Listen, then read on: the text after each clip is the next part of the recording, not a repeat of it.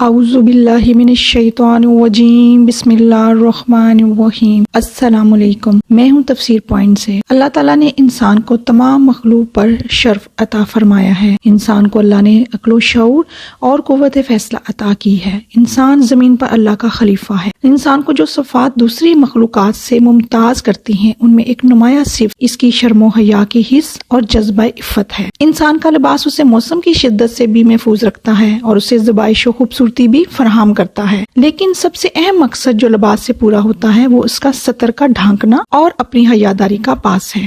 اسلام میں حیا کی بے پناہ اہمیت ہے۔ نبی کریم صلی اللہ علیہ وآلہ وسلم نے حیا کو ایمان کا ایک شعبہ قرار دیا ہے۔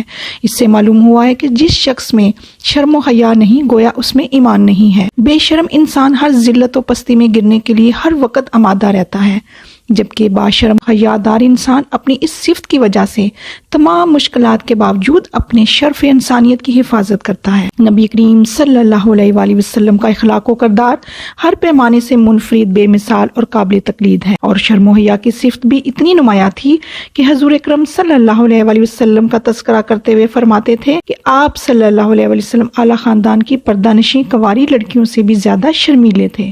معبد عرب کی ایک بدوی خاتون تھیں۔ حضور صلی اللہ علیہ وآلہ وسلم اس کے خیمے میں مختصر وقت کے لیے رکے تھے۔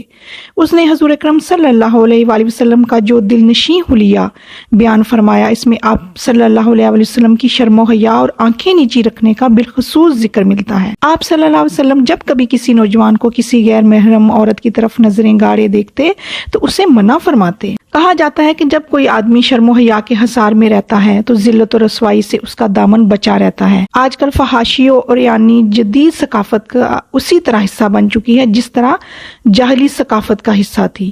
مخلوط محفلیں روشن خیالی اور جدت اور ترقی کی دلیل سمجھی جاتی ہیں، حالانکہ یہ قدیم جاہلیت کا بھی تورا امتیاز تھا۔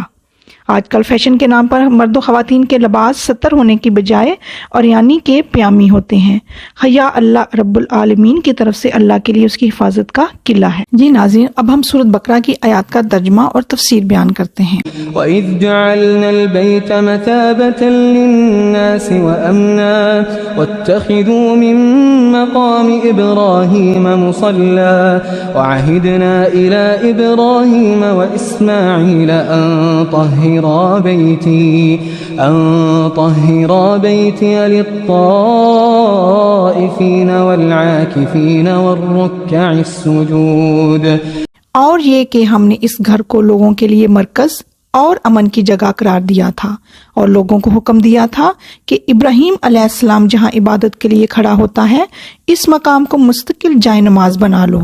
اور ابراہیم علیہ السلام اور حضرت اسماعیل علیہ السلام کو تاکید کی تھی کہ میرے اس گھر کو طواف اور اعتکاف اور رکوع و سجود کرنے والوں کے لیے پاک رکھو۔ یہی گھر ہے خدا کا کہ آج جس کے مجاز اہل قصص اہل ایمان کو خوفزدہ کر رہے ہیں، انہیں طرح طرح کی اذیت دے رہے ہیں۔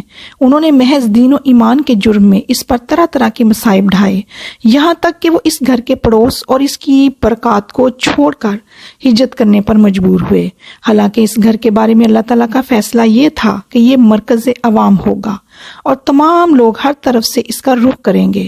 یہاں کوئی انہیں خوفزدہ کرنے والا نہ ہوگا، یہاں انہیں روحانی اور جسمانی امن و طمانینت حاصل ہوگی، کیونکہ یہ گھر بذات خود مجسمہ امن، منبع طمانینت اور جائے سلامت ہے۔ لوگوں کو حکم دیا گیا تھا کہ وہ حضرت ابراہیم علیہ السلام کے مقام عبادت یعنی خانہ کعبہ کو مقام ابراہیم سے میری رائے اور ترجیح کے مطابق پورا خانہ کعبہ مراد ہے جائے نماز اور مقام عبادت قرار دیں۔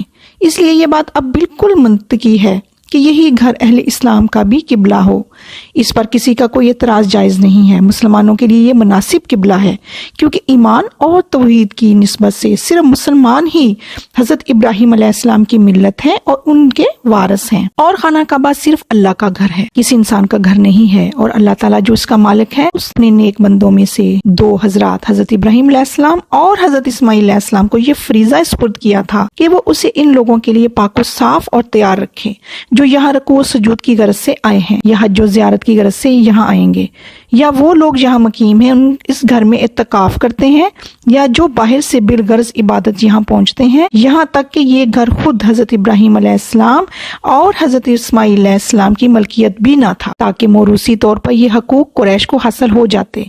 قریش تو محض اللہ تعالیٰ کے اذن اور حکم سے. آیت نمبر 126. وَإِذْ قَالَ إِبْرَاهِيمُ رَبِّ اجْعَلْ هَذَا بَلَدًا آمِنًا وَارْزُقْ أَهْلَهُ مِنَ الثَّمَرَاتِ مَنْ آمَنَ مِنْهُمْ بِاللَّهِ وَالْيَوْمِ الْآخِرِ قال ومن كفر فأمتعه قليلا ثم أضطره إلى عذاب النار وبئس المصير. اس کے مجاور اور خادم مقرر ہوئے تھے کہ وہ اسے یہاں آنے والے اہل ایمان کے لیے تیار رکھیں. اور یہ کہ ابراہیم علیہ السلام نے کہا اے میرے رب اس شہر کو امن کا شہر بنا اور اس کے باشندوں میں سے جو اللہ اور آخرت کو مانے انہیں ہر قسم کے پھلوں کا رزق دے.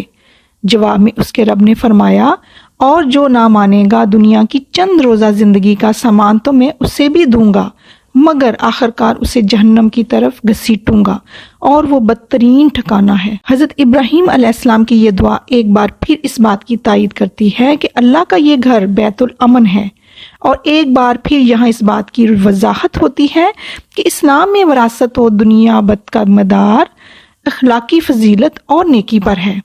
اس سے پہلی آیت میں حضرت ابراہیم علیہ السلام کو اور جو ہدایت دی گئی تھی کہ میرا وعدہ ظالموں سے متعلق نہیں ہے تو اس سے حضرت ابراہیم علیہ السلام خوب سمجھ چکے تھے. اس لیے حضرت ابراہیم علیہ السلام نے دعائے رزق من آمنا منہم جو اللہ اور آخرت کو مانے کہہ کر از خود غلط لوگوں کو مستثنا کر دیا تھا اس لیے کہ وہ سنت الہی اور منشا الہی کو خوب سمجھ گئے تھے.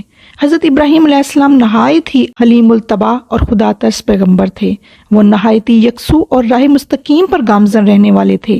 وہ فوراً وہ طرز عمل اختیار کر لیتے تھے جن کا انہیں حکم دیا جاتا تھا اور آپ دعائے درخواست میں بھی منشا الہی کو ملحوظ رکھتے تھے. اب دعائے درخواست میں بھی منشا الہی کو ملحوظ رکھتے تھے.